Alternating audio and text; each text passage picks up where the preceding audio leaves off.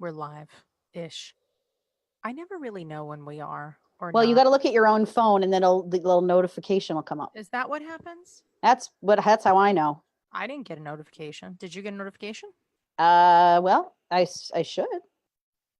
Hey Maybe. guys, what's going on? Ooh, suddenly you went quiet. Because I literally Because did. you stopped. I literally stopped talking. Oh, we're live. We're live. Is that what happens? Okay. Hey So guys. there's a time delay. There, I could even hear us. Quiet. Interesting. Well, hey, everybody. Hi. I am Nat. That is Julie. And today, Hi. okay, good. I see us. But now, oh God, I can't stand when this happens. So here's what the deal is. We're going to try to do something different today. So we are going to tape a podcast, which is why you'll notice that Julie and I are both wearing headphones and have a mic. The reason is that if we're just doing it live, like without this stuff, then I hear Julie through my own microphone and vice versa. So when we're taping a podcast, this is typically what we look like. So we wanted to tape this, and it's been like a very controversial topic. So how this is going to differ from a typical Facebook Live is you guys are going to get to be a fly on the wall of our podcast taping. But if you have comments that you want to contribute to this discussion, you're able to contribute them live. So Julie's going to be watching our Facebook feed. I am literally going to be doing nothing but this because I cannot do two things at once. And also notice that what's different about this is that I did not clean up behind me. So I have a dog bone right there. I have a ball. And that's also an arm of a stuffed animal that my dog ripped off. And the stuffed animal's name was Toby, but he has now been dismembered. And that is Toby's arm standing over there. So Toby. It's horrible. Toby got it, man. Toby got it good this weekend. So we're going to tape this. So I'm going to like kind of pause our little live discussion right now. And then Julie and I are going to go into like podcast mode where we're going to tape this, where we're going to take this discussion and then turn it into a podcast. So if I'm not answering your questions like immediately, and I'm not like, hey, Marnie, because I know you're there, even if you're really not there. And I say things like that. If I'm not addressing you, don't be offended at all. Towards the end of the podcast, we'll do a little outro and I'll be like, thanks for listening, blah, blah, blah, blah, blah. I don't know if you've ever heard our podcast. That's pretty much what it sounds like. And then we'll get into the meat and potatoes of our discussion. But this has been, it's been a hot topic. So I think we should just do it, Jewel. You sound good? What's the hot topic? Oh, they're going to have to find out in 2 seconds. Okay. Because I'm going to do a live intro right now. Okay. All right. And guys, buckle in because this is going to be like 35 minutes or so. So if you're like, I can't listen to it all now, don't worry. We'll fix it up nice for you. You could always download it in the Twiniversity podcast later, but you could always come back and watch it live here too. All right. So you want to give this a go? We never did this before. A Twiniversity first. Let's do it. Ready, Jewel? Count me down. Ready. 3, 2, 1, go.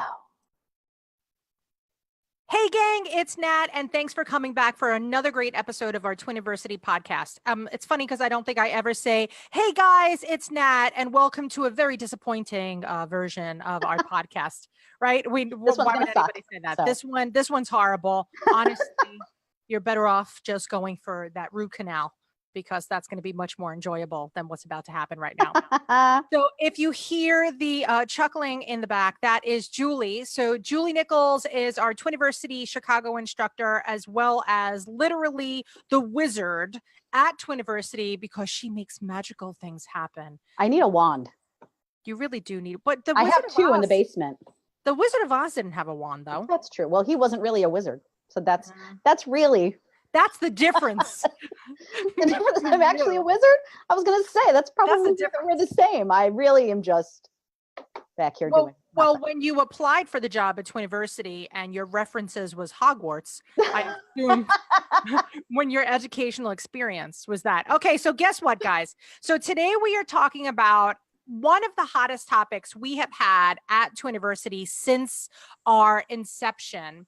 And the discussion is all about not loving having twins, right? Because I think a lot of us feel It's a very polarizing topic. I'm going to use my $2 word of the day, polarizing, by Natalie Diaz. So everybody feels very differently. And we got this, I think it came in through Facebook, right, Jewel? Mhm. Our original message. And do you have the original message? Could you pull that up? Because I want to read it. And so Julie's going to pull that up. And while she's pulling that up, I'm going to let you know that we don't really talk about this that much because we really try to focus on the positive stuff and like, you know what? It's already happening. We're not having a selective reduction discussion. That's not going to happen here at Twiniversity. If you found Twiniversity, you've obviously kind of, are just coming to terms with the fact of that second heartbeat or are like super thrilled or not thrilled or whatever. But there was this message that came through. So Jewel, don't read this mom's name, but read us the message. Okay. And we'll go from there. Okay. So the mom wrote, I have 11-month-old twin girls, and I hate having twins. When I found out I was pregnant with twins, I was not excited. I only wanted one baby, but it got even worse after they were born. It's twice the work and half the sleep that singleton parents have. They were my first pregnancy, so I'll never know what it's like to have that easy life of just one baby. Don't get me wrong, I love both of my kids, and I soak in the magical twin moments and experiences whenever they occur. I know I'm blessed, and I don't hate having kids. I just wish I could have had them one at a time. Any other twin parents dealt with or dealing with this? Now, what I feel bad about this mom is not the words that she's saying, but that she thinks like she's the only one that feels this way. So to me, when I read that, right, because Jewel sends it to me, and so to be very, very honest with you, there's a lot of stuff that gets filtered through the mom squad and then comes to me, right? There's like this weird little chain of command. Yeah, I was going to say food pyramid. I don't know why. It's because I have pyramid. almonds. I'm looking at almonds right in front of me. So we have this food pyramid at Twiniversity where sometimes there's like, this is such a hot topic, like we need an official statement, right? So we need something. And so I started writing this and I could not stop. And my heart broke for her. And not because I was sad for her, but because I know exactly how she feels. So when I personally found out that I was having twins, it was after a 5-year bout of obvious infertility, right? We had like this really ridiculous time trying to get pregnant. And when we finally did get pregnant, and it was twins for my first ever attempt at IVF, I really wasn't happy. And you would think that I would be after having, such ridiculous problems for 5 years, that I would be like, yes, bonus baby. But for 5 years, I had envisioned what my life would be like with my single baby. So now for a lot of you who may or may not know, I live in New York City proper. I live in Lower Manhattan. I live in an old tenement building, which is a type of building that you would see on like a PBS documentary about immigrants. That's right, Jewel? I live in a building that was built, I think in 1878 is the age of my building. When this building was built, there was no plumbing or electricity. They were afterthoughts because this was such a poor area. My family has been here since it was poor. We're not a poor family. I don't want to say that, but it's certainly not like this pinkies up Real Housewives of New York experience. So I lived in a walk up. There, I had no elevator to get upstairs to my apartment. You would have to do 3 sets of the most steepest 17 stairs possible. To me, they're not steep because I've been walking up them since I'm a little girl, but to a normal human, it's like, whoa, this is like a Six Flags ride that I'm walking up these stairs. So when we found out about this twins, this second heartbeat, I was like, oh shit. How am I going to get up and down the stairs? How am I going to go to the drugstore? How am I going to go food shopping? How am I going to walk the dog? Like, it was this mind blowing. And I always say, and Julie's heard me use this reference, it was literally the record scratch on my life. That second heartbeat, not the IVF, not the infertility. It was like, you thought you knew what was going to happen. Didn't really happen. So in my book, when I wrote the book, What to Do When You're Having To, if you don't know, I wrote this little book that's all the rage in this world. Me too, Jewel. I got it open. But what's funny is that I actually have it open to the page where I talk about that. And it's literally, I know that you guys can't see this because you're listening to it because it's a podcast, but on page 1X, so it's like before the book even begins, I tell you the story of how I was like, this is not going to be great for me. So from my very first, moment of conception of my twins, I, Natalie Diaz, twin guru, leader of the twin parenting revolution, right? Like that would be like who I am and what I do. I was like, what? Right? What? Jewel, when you found out that there was the bonus heartbeat, what was that moment like for you? Well, similarly to you, we went through a long process of infertility. So for us, it was 2 years, and it was our first try with IVF. And it just so happened that the day before I was supposed to have my I found out that I was pregnant because of the blood test. And then they said, okay, come back in 10 days for your first ultrasound. It was going to be a vaginal ultrasound. And the day before, I started bleeding. So I was like 99% sure it was over. And I was so upset that after all of that, I was like, oh my God, it's ending. Yeah. So I kind of went into it assuming nothing was happening and that they were gone. And we had transferred 2 embryos. And I didn't think either of them were going to stick. That's kind of how bad it gets when you go through infertility for so long. You just assume nothing's going to work. So when I got up on the table and was in the stirrups and they started doing it, and then my doctor said, well, I see 3 sacs. That was the moment where we started to freak because we thought we were having triplets. So then once we found 2 heartbeats and that the third was actually just a blood clot, it was relief and joy that it wasn't triplets.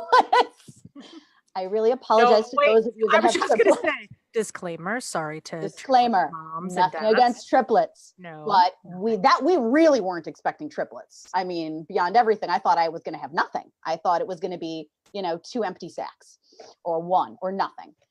So once we got past the initial shock, then it went from the anxiety and fear of the IVF not working to now transferring to the anxiety and fear of having twins. And I feel like throughout my pregnancy, I wasn't as worried, or I wasn't as much like not enjoying the fact that I was going to have twins. It was once they were born that I absolutely had many, many moments where I felt like this isn't fair. This isn't fair. Like, why do all of these people I know get to just have their 1 baby and I have to deal with this 2 times as much?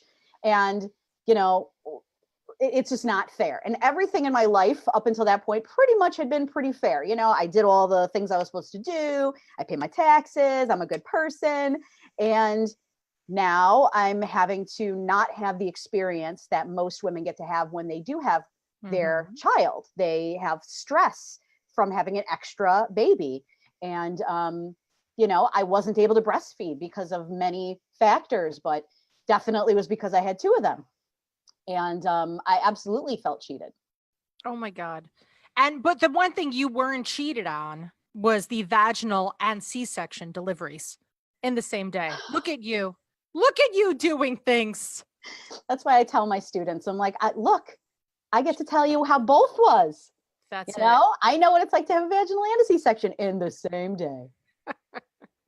Oh my God. Now there's a piece of me I'm going to be very honest with you. I'm like afraid even to talk about this a little bit because I don't want to be like that person who's like, yeah, it was horrible, because I keep a very positive attitude, right? And I'm like, Twiniversity is all about lifting you up and making you laugh. And like, we got to be part of this. But there was a lot of moments like you, Jewel, that I had this whole vision, right? So 5 years, I had a vision that I was going to deliver at a birthing center in a tub with the scent of patchouli around me. I shit you not. We're gonna have to make 13, by the way. Usually all podcasts are When the moon yes. is in the And I southern wanted sky. like Enya playing.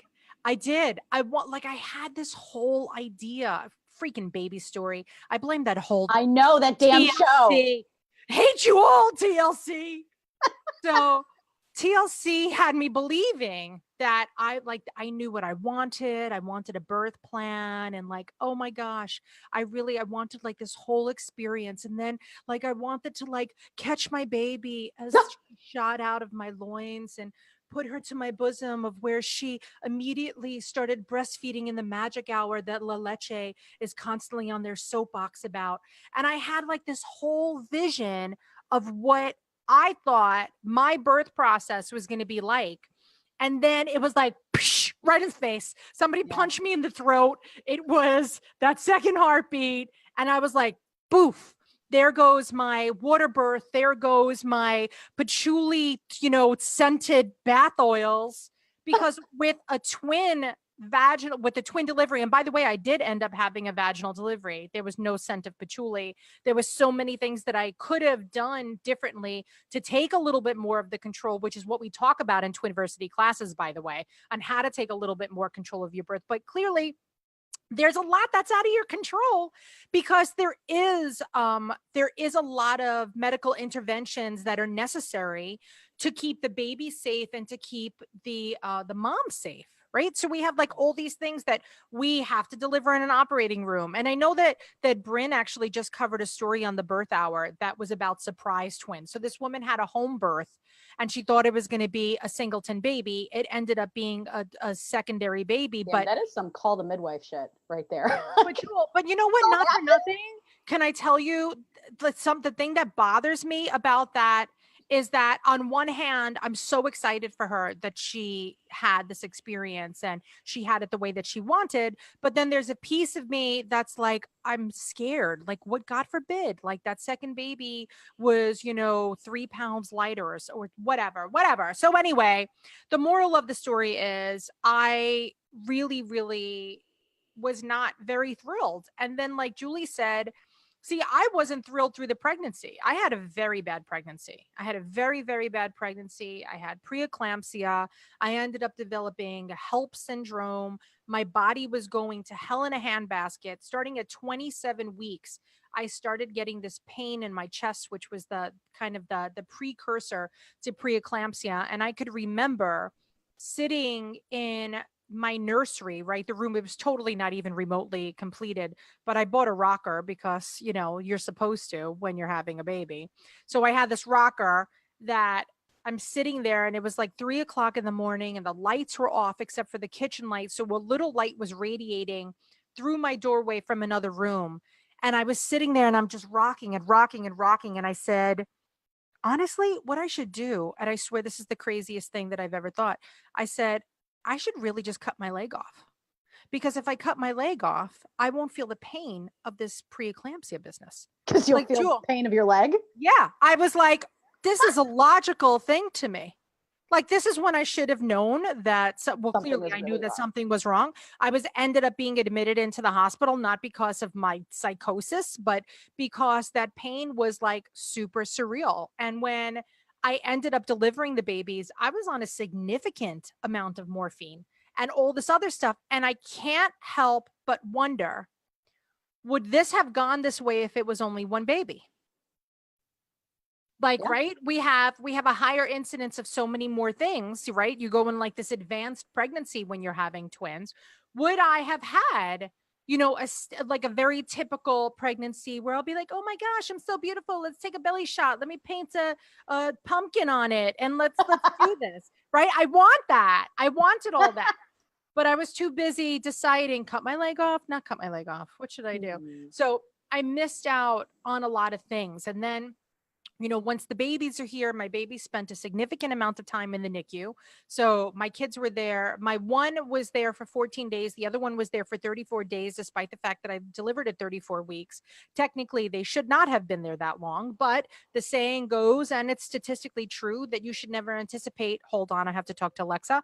Alexa, alarm off. Sorry, that's my laundry, everybody. So, Alexa freaking distracted me. So, I hate when that happens, but I would never remember to put my clothes in the dryer otherwise, guys. But yeah, I don't know what the hell I was saying. Oh, so wait, they were in the NICU for a while and they're not supposed to be home until their actual due date, which was true for me. So my kids weren't both home until their due date.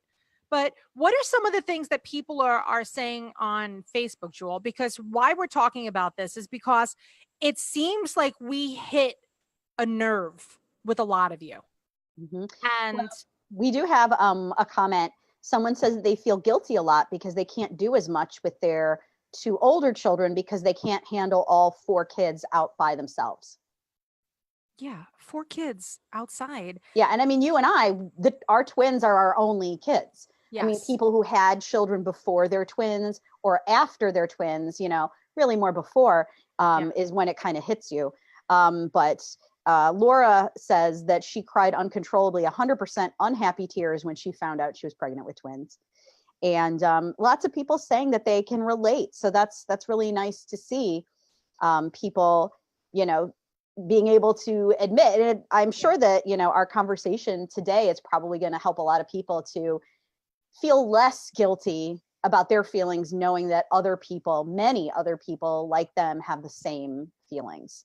And see, my beef is that, and this is something that I've touted for a very long time, since I was trained in conflict resolution and how to deal with your emotions when I worked for a theater company and I was working with children on all these issues. I feel kind of like a counselor. But they always said, you feel what you feel, Yes. but what you do about it, that's your choice. Yes. Okay. So I just want everybody out there listening to know that if you have feelings of guilt, of regret, of feeling like you were cheated, it's okay to feel this. This is normal. You're feeling these feelings for a reason. But what you do about it, yeah, that is your choice. Are you just gonna, let it eat you alive? Are you just going to let it bring you down, down, down, down? Or are you going to be like, look, I have a problem because I have these feelings and I don't want to have these feelings. What can I do about it? So for me personally, once my twins were born, and I know that I definitely had postpartum anxiety, I immediately started seeing a therapist that dealt in postpartum issues. Like, I got home from the hospital and it was like the next day I was in to see somebody. Not only because I was really upset about what happened during my birth with having the double whammy, but then just kind of like, I've been preparing this whole time and now they're here and I can't manage. I'm freaking out here. And I'm so glad that I did see somebody, and I saw her for their whole first year, and I probably should have kept going, but I really couldn't afford it anymore. But it was really worth every penny. And even if you have no money, there are therapists you can talk to for free over the phone. There's this whole network that we've found out about. So let us know in the comments if you want to know about that. I'll try to post a link later. I got to track it down. But having somebody to talk to that was like a third party, that wasn't my mom or my husband or people that were directly involved, it was nice because I felt like I could confess to somebody, somebody that would understand, and who wouldn't make me feel bad about having those feelings, but would help me to get tactics and plans to put in place. Like, okay, so you have these feelings, so now what are we going to do about it? How are we going to make this better? So that's like, if I didn't have her, I probably would have gone in bad. It would have been really bad. So I think it does go bad most of the time. And we've talked about this. I don't think we talked about it on a podcast, but we talked about it in a Facebook Live with Dina. And, one thing that twin parents don't always get to experience is that very being discharged on time, going to your doctor on time. And once upon a time, we had a great discussion about postpartum depression, and not even depression, right? Because I hate calling it postpartum depression because it's as big as the freaking earth, and we're calling it one thing, bloop. It is postpartum mood disorder. So a lot of us have different postpartum mood disorders, whether it's OCD, whether it's anxiety, whether it's depression. I mean, it's a huge topic. And typically the first person that addresses that is your pediatrician, right? But with me, right, I didn't go to a pediatrician for over a month. I was in the NICU. Right. So we never went to a pediatrician. And then once I got to the pediatrician, I was so accepting on the way that I felt, never thinking that I should feel anything different, because I just assumed that every single parent always felt this overwhelmed. And so now look, right? You have these babies. You may have not wanted to, but now you got to. Now they're here. Great. Now both are sick. Awesome. I just delivered babies. My body failed me. What a piece of shit I am that my body freaking failed me, that I couldn't even hold these kids in. So already I'm a failure as a mom. And by the way, these are real feelings. This is not like, oh, I heard people say this. I really didn't even want to meet my kids. Once I got out of delivery and I was in recovery for a very long time.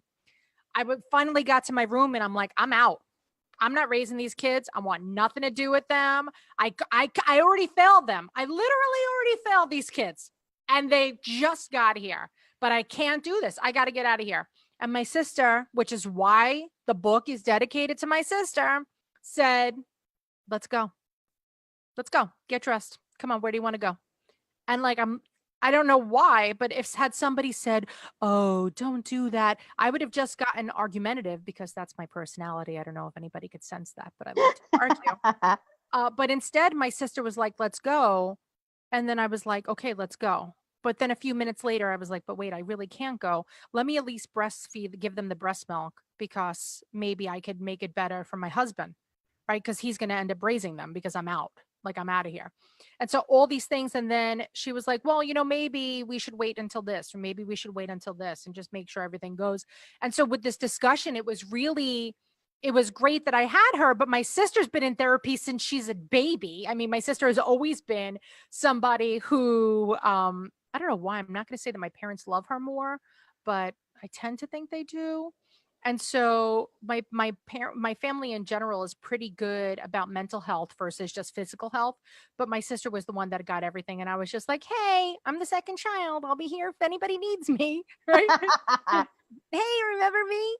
So my sister is my therapist. She's not really a therapist, but she likes to therapize me. And that was really smart, the way that she handles it. But I can't help thinking, would I have had that had it been one? Yeah. Okay, now fast forward. Get out of pregnancy. Now they're here. You had the issue. You are so smart. You're so smart and pretty. So look, you're like a double whammy. But once they were here, now I have kids that I have one. She stopped breathing twice in the house. We had to do CPR on her 2 times. Once on St. Patty's Day, once on Easter. Oh, joy. This is great. Oh, why is that happening? Well, they were born premature and their lungs didn't finish developing, and, their organs weren't finished cooking because you delivered them early. Nobody was blaming me, but because they were born early, they weren't finished cooking. That's just the reality of what it is. And so they had all these problems. My daughter was on an apnea monitor for 7 months. My son received 7 years of support services, of physical therapy, occupational therapy, speech therapy. The dude didn't even say mom until he was 4. And I would have shirts that would say Einstein was a late talker too, because I was so sick of everybody's shit about, oh, you should get him to see somebody. Yeah, no, duh, you moron. Like, of course, like, I know that. I really hate people, but everybody's like, oh, how early were they? And I was like, everybody got in your business, and it made me crazy. I couldn't blend.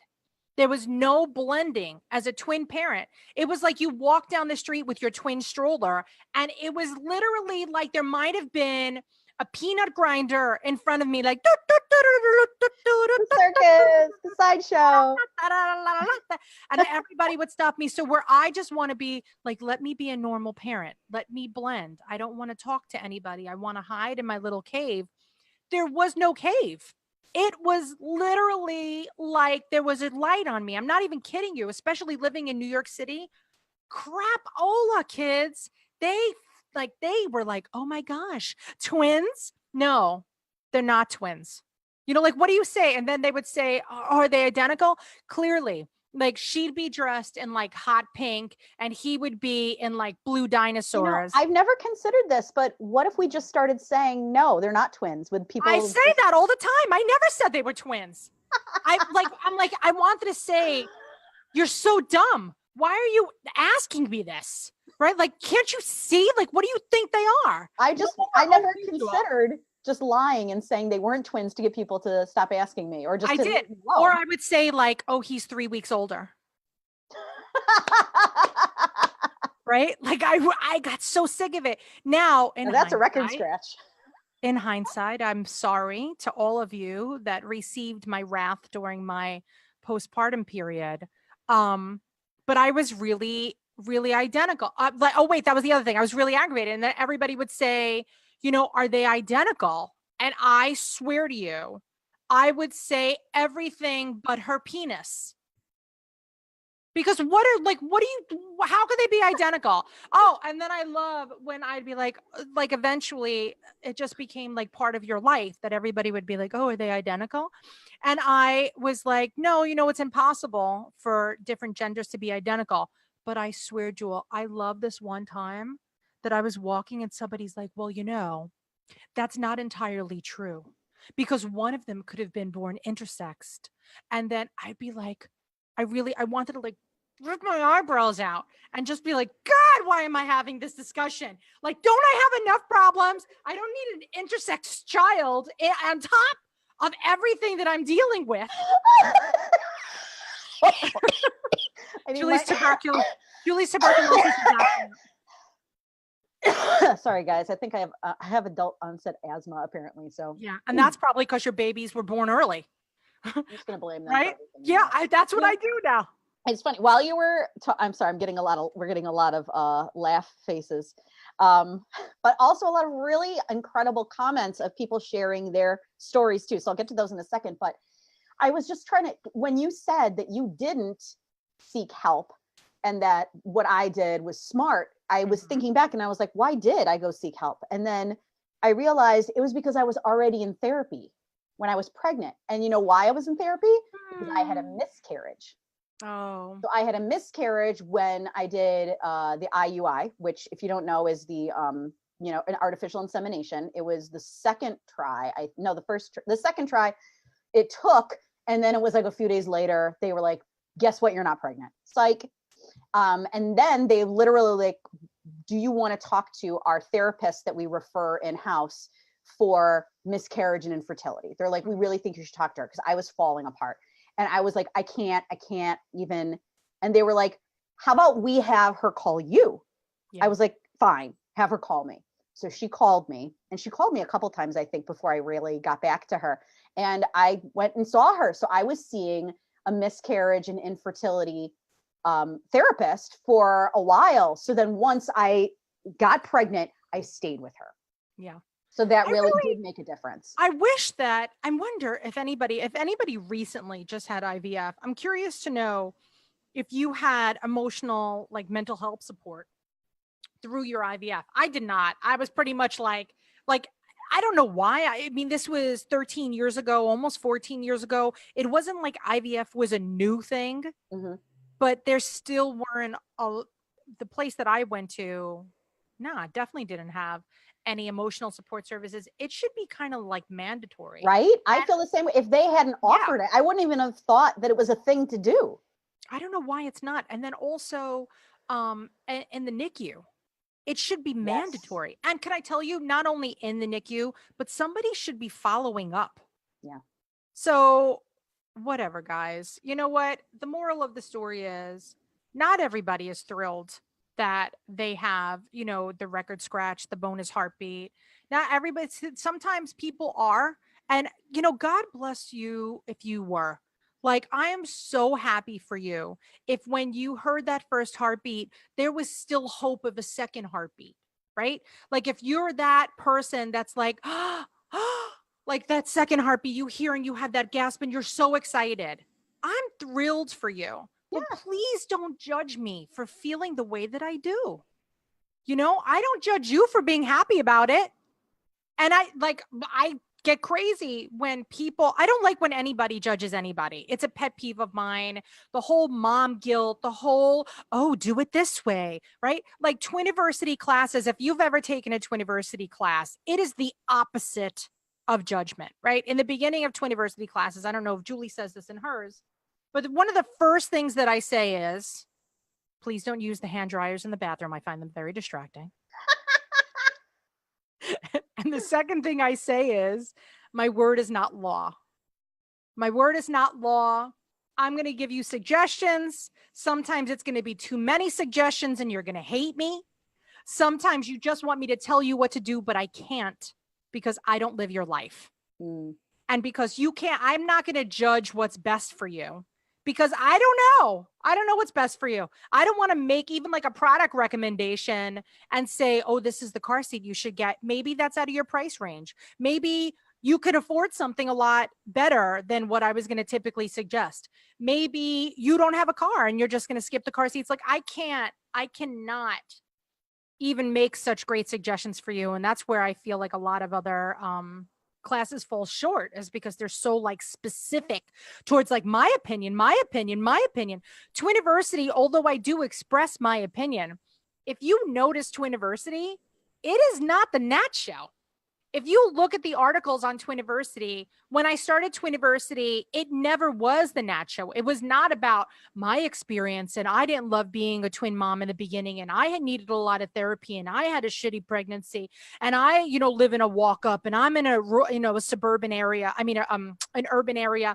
And I have my mom help me and we never needed a babysitter. Like I would have literally 4 people following us if it was about my story. It's about our story. This is one portion of our story. Twiniversity is our chance to tell our side of this parenting experience because I'm seeing already right now. And for those of you listening on the podcast, we're filming this live on Facebook. So we're getting to watch these comments come in. And all of you who have multiple children are like, it's totally different. It's not the same experience. Yeah. Thank God. But look, if you never had this experience, you wouldn't know what it was about, right? I'm not judging you for saying, oh, my singleton way of doing things is right. No, this is about our voice, our time to tell our side of the story. I'm not saying I don't care about you and your one baby, although I do utter those words on a regular basis because so many times people tell me, Nat, I'm Jewel, you probably heard it too. You should really teach classes for singletons. This would be great. I wish I had this with my first baby. You know what? Everybody listening right now, good for you. You go start a class for you and your one baby. Okay, go do it. I really don't have an interest in talking to people with their one baby because we are not playing the same ball game at all. This is a very different situation. And the way that I feel and the things that I do and the products I have and even just the gestation time that we have is going to be different. Everything is going to be different. But this is for you guys. So I hope that you know that this was never the Nat show and that this is our chance to tell our story. But these comments are really fantastic. And I'm sorry for those of you that are pregnant right now. Not sorry that you're pregnant, but sorry if you're like, oh, this is a buzzkill. It's not a buzzkill. It's reality. This is my side. This is Julie's side. And if you look at the comments, apparently this story is way too freaking common to not be discussed on a regular basis. It's just absolutely crazy, but I really do. I get excited when everybody's excited about it. And when people come to class, I teach here and it's definitely a melting pot, right? New York City is a melting pot. So last month I had, I think I had 8 families, and out of the 8 families, 6 of them were from another country. And we're planning on going back to that country. Wow. That's odd. Yeah, Jewel, it was really weird. It was really weird. But I was like, okay, well, now that I know you're only going to stay in this country for a little bit of time, because everybody wanted to go back to their original country because it was twins, because they wanted their mom. They wanted their sister. They wanted their village. Yep. Yes. So they initially came here for work or for school, which is why a lot of people end up in New York. I don't think anybody's coming just for the plays like Julie would. But they want to go back to where their family is and where they grew up, and they want the help of their people around them. So it's different. And now, had those people had a singleton, I don't think they would have been like, we're tapping out. Yeah. I'm going back, or even moving. So many of my students move because they're like, oh, I'm in a tiny 1-bedroom and now we need space. You could raise a single baby in a 1-bedroom without question. Raising twins, it's still possible, by the way, but it's not as easy. I had a couple this month. Well, I still do. My part 2 is on Wednesday, but where they said they're only in a 1-bedroom right now, and I was like, how long is your lease? When can you get out of it? When can you move up? Yeah. Meanwhile, their 1-bedroom could be 1,100 square feet. Like, this is the way I think. True. It could be huge. I always say, how big is your 1-bedroom? Because they sell those like those giant Lego blocks that you could actually use as room dividers. Did you know this?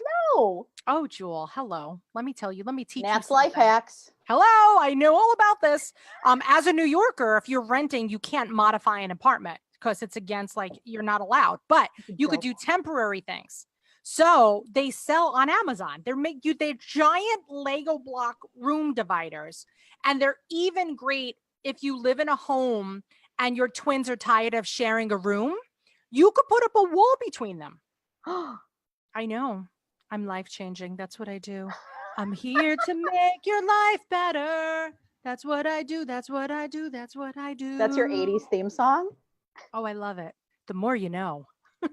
It sounded like an 80s family, like. It was only the hand gestures that made it feel that way. Sorry, podcast people. We're doing hand gestures. Yes. If you can't see it. But I often do show me that smile again. That's what it reminded me of. Yes, I could hear that. I could go on a whole tangent about the theme song to Sanford and Son, by the way. Something I learned over the weekend. Do you know that's a real song? No, that's a real song? If you ask She Who Must Not Be Named, Alexa, I can't say her name, but if you ask her to play it, she'll play you. No, she'll play you the original whole version of the song. I think by the way, for our theme music going out. I'm sure it's a copyright infringement, so I can't. I got to find out legally how many seconds we're allowed to play of that. We'll do a fake one like they do on 30 Rock. We'll just remake the song. I like it. Oh my gosh. All right. Now, I think we're talking this is our 7th hour. I feel like we're coming to the end of this conversation, but I feel like I was reading a lot of the comments, and a lot of people were saying, because this topic was an article of the day today. So look out for that. But I feel like a lot of people were pretty supportive. There were some people who just didn't really get it and just didn't want to, which it's like, that's your prerogative. But there were a lot of people who were very supportive and understanding, even if it didn't happen to them. But many people were saying, just wait. It does get better as your kids get older and you're not having to be as hands-on 24/7. It does like lighten up as the years go on. And I absolutely feel that way. I feel like now my boys are about to turn 6, and I feel like it's absolutely gotten a lot easier, different problems, but it's definitely not that like weight of I have to have my eyes on them every single second or someone may get seriously injured kind of thing. Like now I can kind of like go lay down in my room with the door closed and they're just like out here doing whatever. It's made a big difference in not having to be like on all the time. And I think that's where a lot of the stress and exhaustion comes from. All right. Now, could we talk a tiny bit about the positives? Yes. I think we have to end it on a high note. I love that. In hindsight, I do wish that I would have gotten to experience a singleton pregnancy in my life. I still do. And by the way, for those of you that don't know, after the twins were born, I was pretty much forbidden from having any more children By your doctor. by my doctor. Shop had to close Yep. because I had significant postpartum hemorrhaging, not even bleeding. There was no bleeding is a nice word. This was like slaughter time in the OR. So I can make light of it now because I'm alive. But the doctor is pretty confident that if I ever roll those dice again, I wasn't making it out of that room. So guess what? Shop's closed. Hope somebody answers that bell. So shop is closed, and I would have liked that. We could have adopted a singleton. I could have played this game, but because I don't know if you heard the beginning of the story, my son had a lot of therapy and it was just not going great. And there was no choice of the second one. But when they were little, sometimes I would sit there and I would be playing with them on the floor. And I'm going to say maybe when they were like 3. By the time they got to 3, I kind of accepted the fact that I really had to finish raising them because nobody was coming to rescue me. Although on the playground, I would often pretend that I was the nanny and I would tell them, I'm going to tell their mother about this. Like when the kids were acting like morons, I'd be like, wait till their mother finds out because my kids don't look like me. My son kind of looks like me. I look like my daughter's nanny. That's what I look like. My kids are like blonde hair and blue eyed. So, and I'm, I can see that. Yeah. They're all Mike's kids. They're not your kids. Right.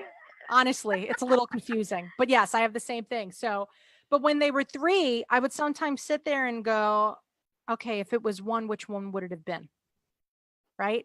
And then this is my internal dialogue. I would never, by the way, I do talk about this now that they're 13. We have this discussion of which one it would have been. My daughter definitely says it would be her because she would have eaten Johnny in the womb, like whatever. My kids have their own very weird twin things happening, but, I don't know. I would not feel like a complete human without both of them. Okay. So my daughter is like, she gives me a run for my money. Right. So you could tell, although we look nothing alike, that is 100% my kid. She's super weird. She's very outspoken. She's a take charge type of person. She's not the type of person to make suggestions and not go through with it, which I think is a very, very admirable trait. And I'm thrilled that she's the one that got that.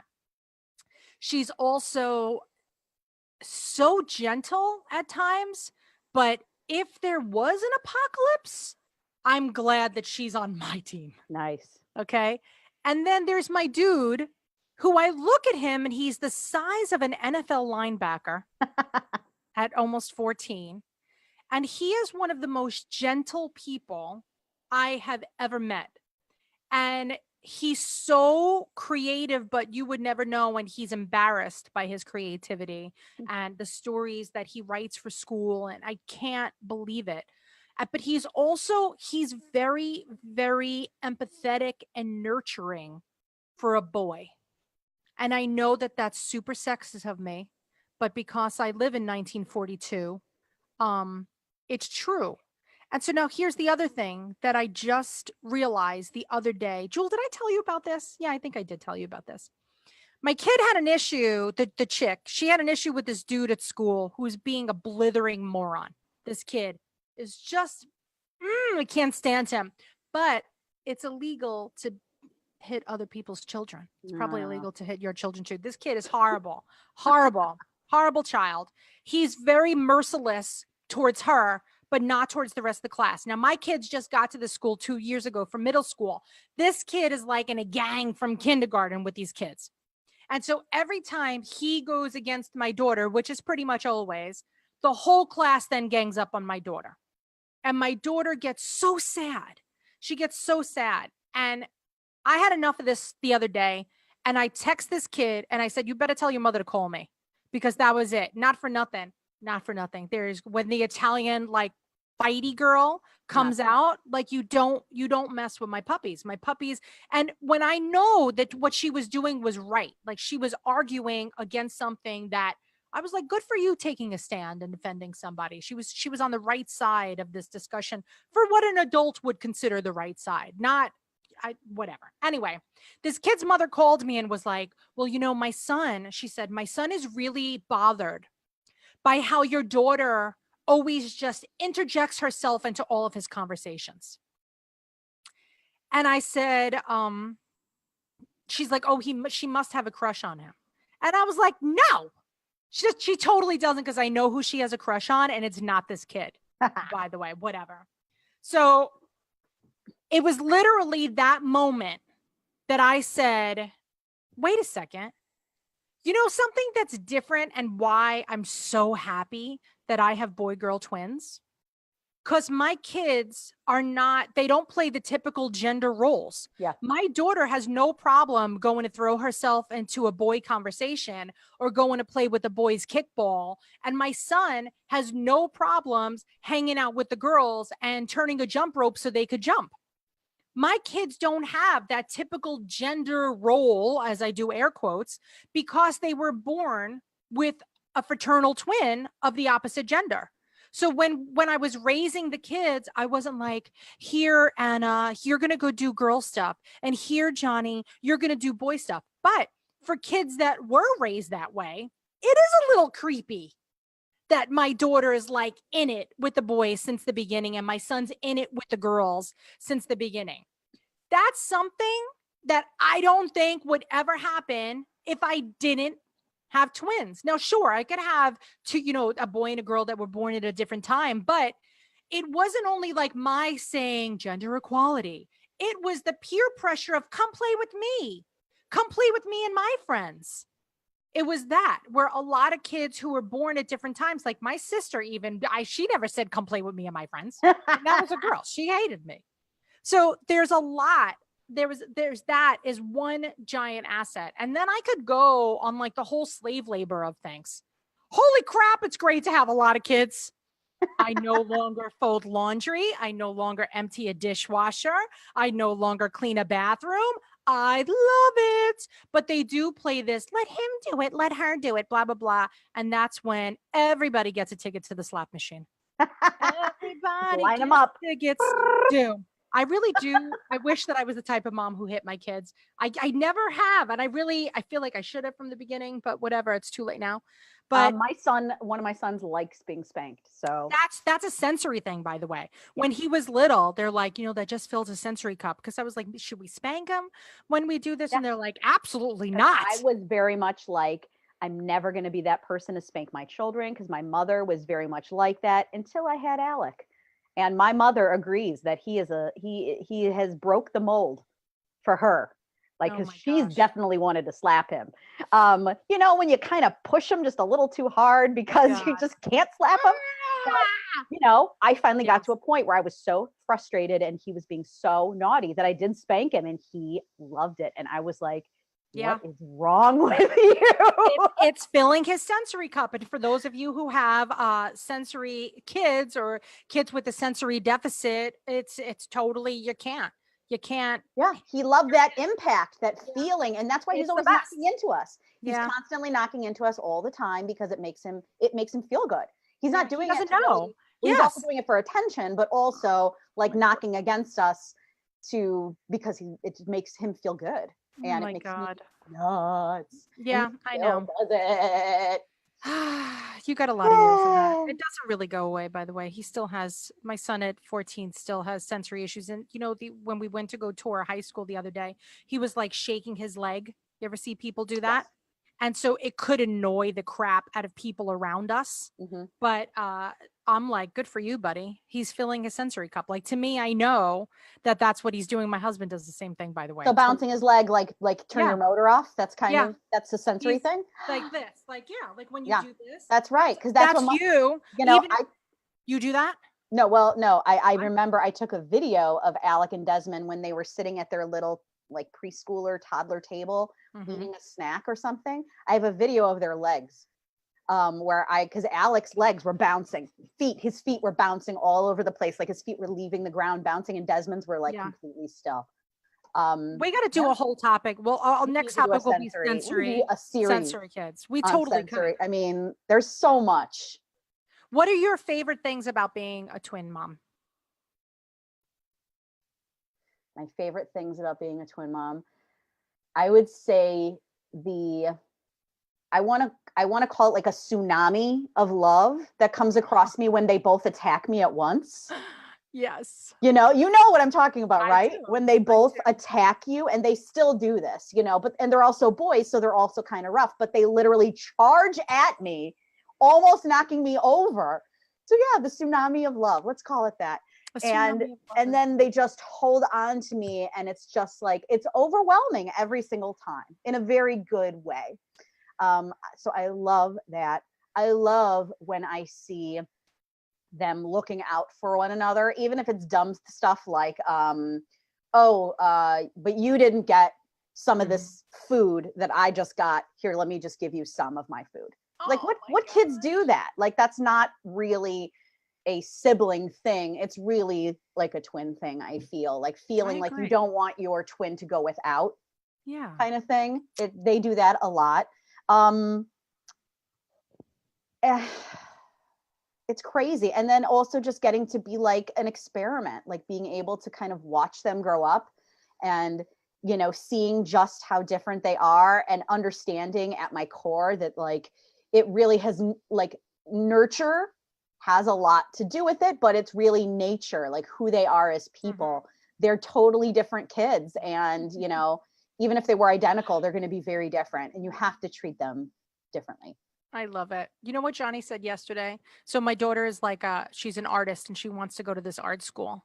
And so he walked the dog yesterday and he said, and I don't know if this is a twin or a sibling thing, but he came up and he's like, Mom, I've really been thinking about this and I don't know if Anna should be an artist. And I said, okay, why do you feel that? And he's like, well, I'm worried about her. I'm worried if she's going to make enough money to support herself. And I mean, she could live with me, but I don't know how much of an allowance I could give her. So awesome. And I said, so what, am I going to be dead? Like, did you literally? You're out of the picture. Like, that's it. Like, he's going to have to support her for the rest of her life because she's choosing to be an artist. And so I tried to explain, I was like, but Johnny, you understand that artist isn't just like, let me draw this painting and put it in a museum. It could be, let me make this package of almonds. Let me make a video game. Let me make, a card for Hallmark. Like, it's not just like what, like an artist encompasses a lot of different things. And I said, I have a hunch that your sister will be able to support herself because your sister has caviar dreams of so I was like, and I'm not supporting, that she wants these shoes that are $300. Good for her.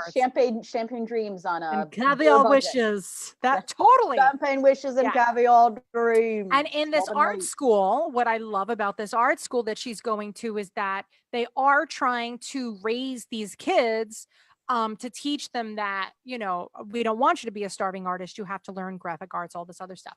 But I love that he took responsibility for her. And it was a given that she was going to live with him.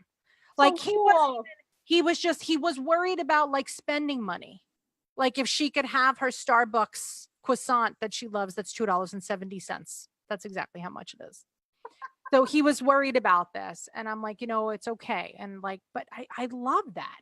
It's funny because me and my husband had the same discussion about her being an artist. And I don't really want her to be an artist. And no offense to all you artists out there, but I don't want her to not have her $2.70 croissant if she wants it. I was a theater major and look how I turned out. Yeah, and that's what my husband's like. He's like, I'm a lawyer and look what happened. Like, just because you go to school for something doesn't mean that's where you're going to land. Yeah. But I always, my beef is, if my children want to go into the arts, I would really, really like them to learn a trade at the same time, whether it be typing and being able to be an executive assistant or a plumber or a carpenter. Welder. Like something that like is a need that people are going to need, so that when you're an artist, whatever it is you're doing, a musician, an actor, whatever, you always have some way to make income at the same time. Yes. We're totally off topic. We should end Sorry, this. I'm not. We could go on like that. This could be an 8-hour Facebook. This is why we don't get a lot done at Twiniversity on Sunday. because this is just what We happens. kind of like each other too much. It's too much. We do. And it's, I guess it's what people have at a regular office if you were in different cubicles, and we're very lucky to have each other. But how we found each other was by being a twin mom, and how I found the majority of my little, mom squad, my personal village, really was entirely about being a twin mom. I always have gravitated towards twin parents first, twin dads too, obviously. My squad is not just made up of twin moms, but I mean, it's remarkable. And we're such a crazy community, and we're such a supportive community. And it's kind of like my twins relationship. Like, you guys could live in my basement, but I don't know if I could give you spending money. It's the same thing. Like, I want to take care of you, and I'm going to do as much as I can. And that's why Twiniversity exists, is because I feel that. And I know a lot of you feel it too, when it comes to other twin parents, if you're at a playground and there's hundreds of kids there, but you see a double stroller, I can make you a bet that if you don't sit next to them, you're going to keep eyes on those kids too. It's just what happens. We're a really fascinating community, and we're really lucky. And while, you know what, maybe we didn't start out the story with, the warm and fuzzies, but you certainly get to a point, like Julie said, it's one thing to feel this way. It's another thing of what you do with those feelings.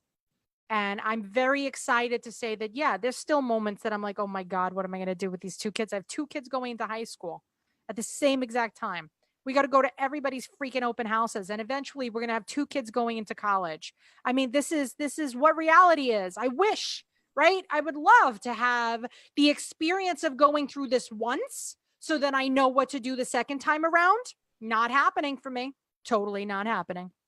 So it's the baptism by fire, which is what it really is. It's an honor.